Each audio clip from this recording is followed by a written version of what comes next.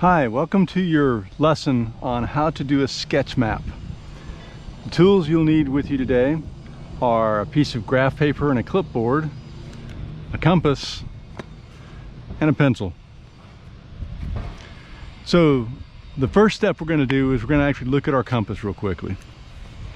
So our compass is the standard Silva Ranger type compass. This one's actually made by Brunton. But it's got a lid with a mirror in it, a dial that rotates, and the needle inside, and of course clear plastic rulers on each side that we're going to use. The way you use this properly is to actually take this and hold it up at about eye level, looking through this sight at the top at your target. And then while you're looking in the mirror, rotating the dial around so that the compass needle is inside this red outline. So that's the basic operation for getting a direction. And then you read the direction up here at the top. This compass is divided into 4 quadrants, starting with 0 at north and south and ending at 90 at east and west. So you have a northeast quadrant, a southeast, a southwest, and a northwest.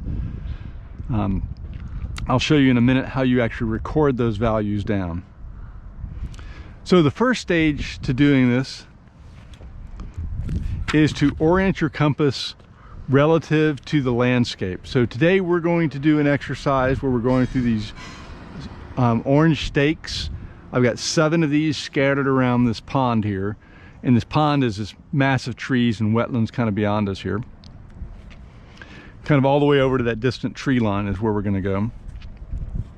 So to orient it, first thing I do is I put my compass right to 0, which is due north. And then I designate one of these grid lines as my north. And now all I have to do is line my compass up, the edge of my compass up with the grid lines, put my compass to north, and I can then tilt the paper around, the whole thing, until I can find my north arrow lined up with my compass. And so now my paper is oriented correctly to the real world, and I can see that I'm going to fit most of the map in this direction on me, to my left here. But I do have to leave room to go a little bit towards the south for that last point. So I'm just going to pick a point right about here as my starting point today. And then the other thing we're going to do, you need to know a scale. And so I'm going to use this millimeter scale just because the math is a little bit more convenient. And I know this will work. So I'm going to choose 2 millimeters as 1 pace. So the way we do this,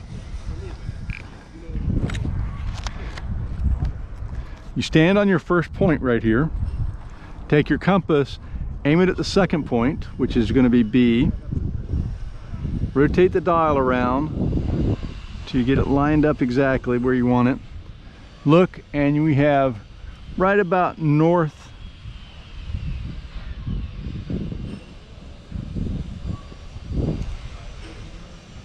north 8 west. Then we're going to pace our distance out.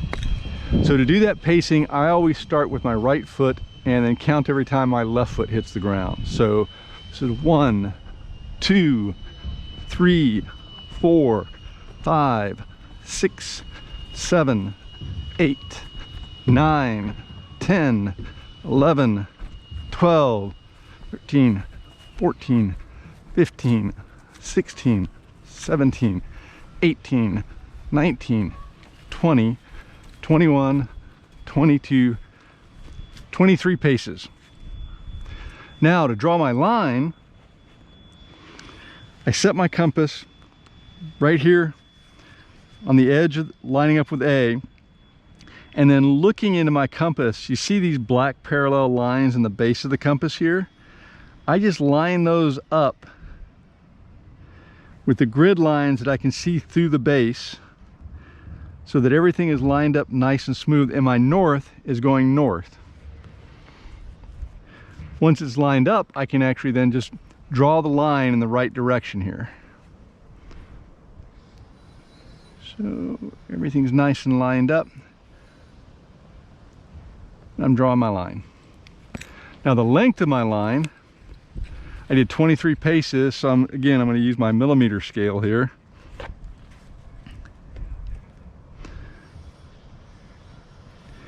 Line my 0 up here, get everything lined up good,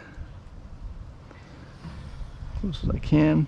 So I need to go to 46, which is right here. So that's my first line. And my direction was north, 8 degrees west, and I took 23 paces. Now I just simply repeat this process for the next leg. So now I'm at B, and I'm going to aim towards C up here. So I get this lined up nice.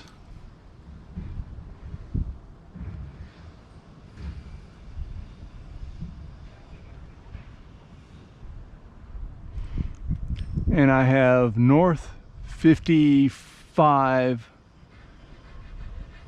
west. So let's pace this one out.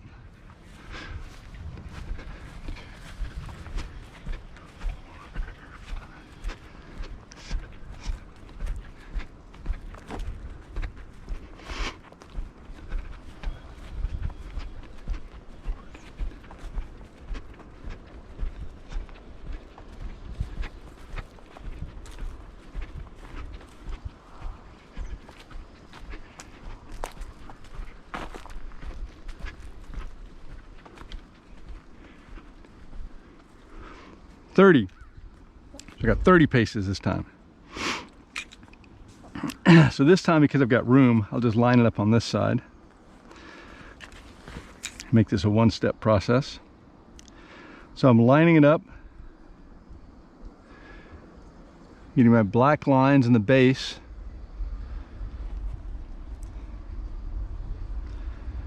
So that's lined up like that. You can see my black lines are lined up in my base here. And again, I'm going to draw my line, and this time I'm going to make it 60 millimeters.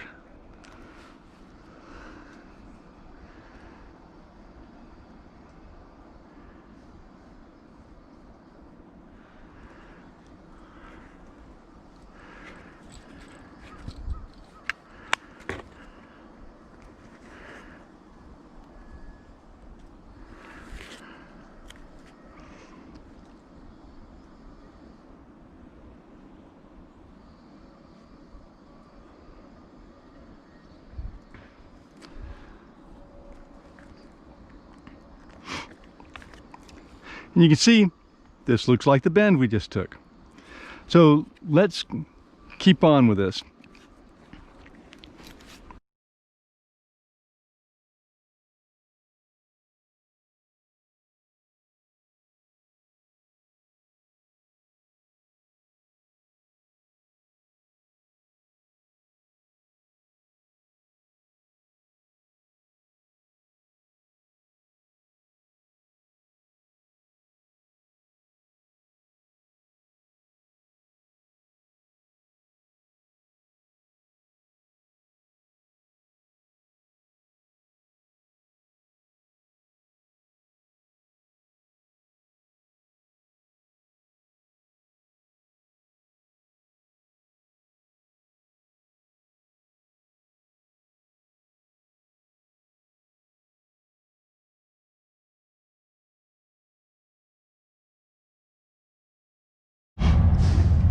So now we've finished up our perimeter.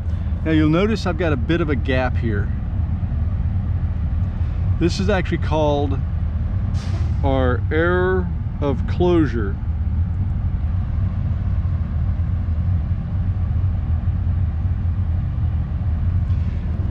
And it's the cumulative errors that we make while using the compass, while pacing, and while drawing. Now, one really cool additional feature of sketch mapping is the extra detail you can add in. So for instance, there's a bridge kind of partway through here and a creek that runs across. So I can actually mark that in here in the right location. There was another one actually right up here. It's a little stream outlet from the pond. And then the pond, of course, looks a bit like that. And then you can actually sketch in additional details like where the road is. So I know the road is kind of right about here and then gets to right about here and then curves away a little bit, so I can actually sketch in